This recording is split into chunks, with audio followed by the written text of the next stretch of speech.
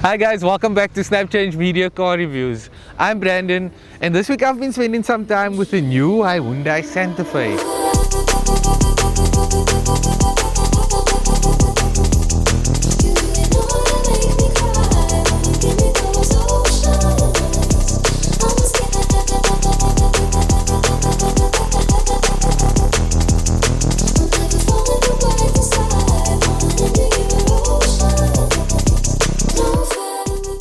It's the 5th generation 2025 model, and it's now a 1.6 litre turbocharged hybrid.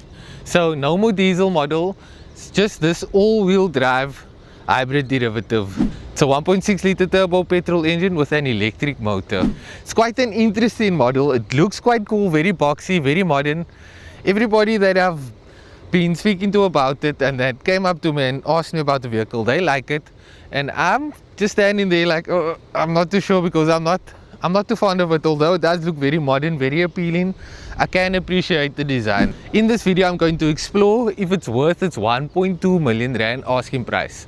So what you're getting up front is a very boxy styled vehicle, and that's matched for the whole car. It also has this H pattern style going on over here with the bumper below, with the LED daytime running lights. This whole thing is also like an H shape. There's a H badge for the Hyundai.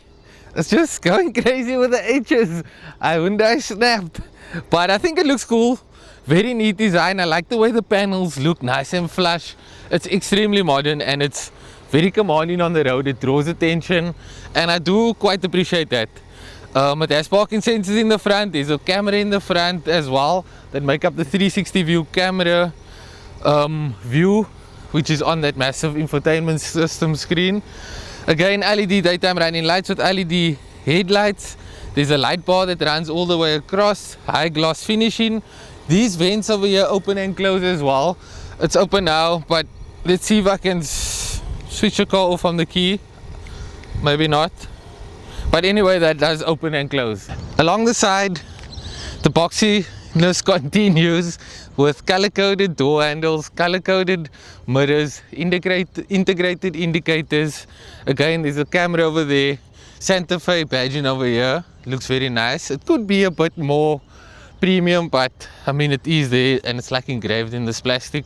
The rims is my favorite. I think it matches this car so nicely. 20-inch, they look very bold. And it just looks squared off. The car looks a bit like Robocop. What do you guys think about that? I've been telling people it looks a bit like Robocop and they seem to agree immediately when I say that. But very bold car again. Privacy glass tint.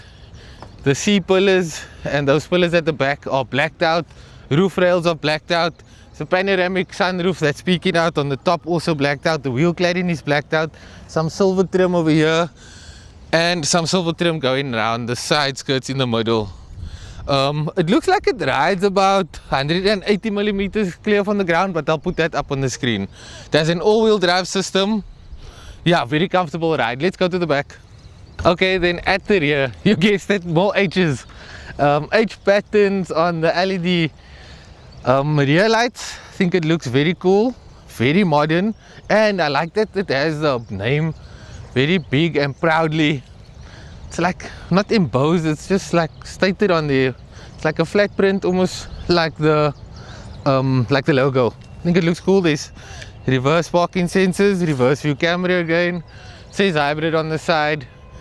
It's a weird type of shape, but it does draw attention on the road again. And then this is where the spare wheel is. These reflectors and lights are so low. I think that's what looks weird. But electronic tailgate, of course, and at the rear it's decently spacious. Like you can see, one of my bags fit here. Nice. There's also a 12-volt socket there. The subwoofers over there. There's this levers on the seat that you can pull down or pull up, but when it's down, like, it's a bit hard to reach because that lever can just fall down there sometimes, so it is a bit of a struggle to get there. The inside is very premium. I'm excited to show you the inside. Let's get it. Okay, so on the inside, the modern styling and design language continues. There's also these H patterns on the seats that are wrapped in faux leather and they feel very plush and solid actually. Nice side bolstering. They have heating and cooling capabilities. The multifunctional steering wheel in front, it doesn't have the logo on it. It has that same type of logo like I've seen in the Tucson. Very weird. It's just like so blank. It looks Chinese if you ask me. But multifunctional steering wheel also can be heated, and it has 2-level capabilities. But then on the inside there's some premium touches that make you understand like where your money is going to. Like the roof line, it's almost like a velvet type of material. Like it's so good. It's also a Bose sound system in here. It bangs, it's loud, the bass sounds amazing. I think that's also because of the acoustics of the vehicle. Very good. But then there's also some plastic bits that start to make you start to question that 1.2 million rand again, like that. But it looks very nice. It's finished nicely. It is premium. It's also 2 phone chargers in the front, but my phone quickly heated up over there unless I use the air conditioner to cool it down. But I mean, you shouldn't be doing that. This control in the center is also very modern. I do appreciate that it's not embedded in the screen. So this controls the seat heating, the seat cooling. There's a button for the 360 view camera to put the park sensor off. There's also a button for that for the downhill control, and then there's a button to change the drive modes and the driving terrain modes between the mud, sand and all of that. And then the other mode is for the sport, whatever, sport, eco, you know. And then there's an auto hold, and then also physical buttons on top for the infotainment system, like a volume control to go back to home, to put the map, yeah, to search through the songs. And then the infotainment screen is over there. It's not very big, but it's clear and precise. It has Apple CarPlay, Android Auto, and that works wirelessly. But yeah, it could be a bit more user friendly. Driver display as well, it's also digital, and it shows clearly what's going on. It shows you how you using the drivetrain, if you using the engine or the electric motor, or if it's been charged. And then it also shows you which of the 4 wheels is being powered. How do I change this again? Oh, it's there. I've been averaging around 7.8 liters per 100 kilometers, but it could be less than that. And then there's also big cup holder spaces over here. There's obviously cup holders in the door panel. There's a massive storage space over here. USB connectivity points, but I don't like the way this USB thing works. So you have to press it. It can only work by charging or 2-way, and then this one. It's just weird. It's just weird. I don't like it. But there are 2 USB Type-C connectivity points there. There's 12-volt socket down below. And then, yeah, let's jump to the rear and I'll show you how spacious and how luxurious it is. Okay, so jumping into the rear to the second row. Very comfortable, nice and spacious actually. It's my driving position, but look at all this legroom. Okay, I'm not the tallest. Lots of headroom as well. These seats at the back here, they have heating capabilities, and the buttons are over here. I haven't tried them out, but it has 3 levels. I did try the front seats out though. I like that there's double cup holders in the side of here, and they're very solid. Wood grain finishing on the door panels. Again, premium quality, but there are some suspect bits again. Window winder, window blinds. This also feels nice and solid and premium. USB Type-C connectivity points at the back of the seat here, so this is nice and flush. No air vents over here. The air vents are on the side, over there and over there. I do like that. The seats have these H patterns. They have cup holders in the center, and they have ISOFIX anchoring points, seat belts. Yeah, let's jump to the rear. Check this out. Just press this button. Where's that button? This thing is very good. Oh my goodness, I was in the way. But yeah, it pops back like that. So to get access to the third row, it's quite easy. You can either press this button up here. I think it will fold it down like that. There's also a button on the side over here. By pressing this button over here, it slides automatically like that. Not the most space, but I can jump through. And can you see? I think you can. But folding it back, pressing this button just slides it there. Then you have to go down over here, click that up, and then slide it back. Yeah, but okay, I'll jump to the back over here just to show you guys the space. I'll click this one down also, so it can go like that, nice and versatile. And then that's what it's like when it's back, spacious. Well, for me, I'm not the tallest person, but I do feel a bit high and obviously a bit claustrophobic at the back here. But I do have USB Type-C connection points. I have my own little aircon vent point, and on that side, if you can flip around here, there's the air condition control, so you can, quite cool also. Well, when it blows quite strong. And oh, this feels so liquor. Yeah, let's go, long road. So let's go for a drive. Okay, so I'm behind the wheel of the new Santa Fe 1.6 liter turbo petrol hybrid. The electric motor has 44 kilowatts, and for a combined output with a 1.6 liter turbo petrol engine, it makes 175 kilowatts and 367 newton meters of torque. And the power is sent through a 6-speed automatic transmission. I like that it's a 6-speed automatic transmission, so power is always available in all the gears, and the gears don't hunt a lot in like selecting which one it should be. Yeah, it's sent to all 4 wheels. It's an all-wheel drive system. There's different drive modes like mud, sand and snow, and then there's also Eco Sport and My Drive. A big change is, well, a big feature is that the air selector is on the stalk here at the back behind the steering wheel, and it's quite quick and simple over there. It does get tricky, but that's because I'm jumping in and out of cars that have different air selectors. Once it's your vehicle, I think you'll get used to it very quickly.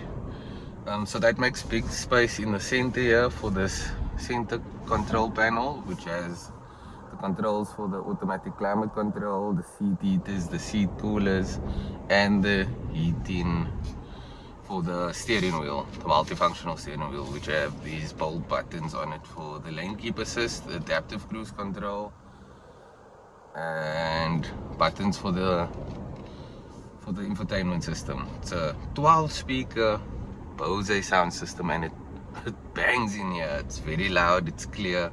The acoustics of the car also help, so it's well insulated in here. This roof liner feels so lekker as well.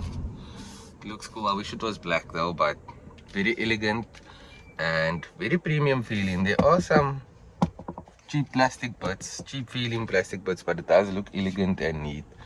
It's also loads of soft touch materials, and yeah, it's very nice drive.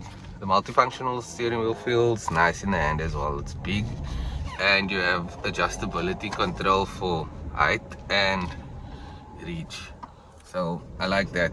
Massive dual screen panel. I think it's a 12.5 inch screen. I wish it was a bit more user friendly, but again, once it's your vehicle, I think you'll get used to it. It has Apple CarPlay and Android Auto. It works wirelessly. No built-in navigational system. On the driver display, it does have a tire pressure monitor that shows you, like there, where power is getting sent to all the wheels. It also shows you which mode you're in, electric mode, and if it's charging the battery, or if it's using the engine, or if it's using the electric motor. Current trip, I'm currently using 9.1 liters, but the car has been idling for long. Overall, since I've had the car, I've been using 7.8 liters. That's since refueling, so that's since I had the car. And I drove for 666 kilometers, and I have 152 kilometers driving range left.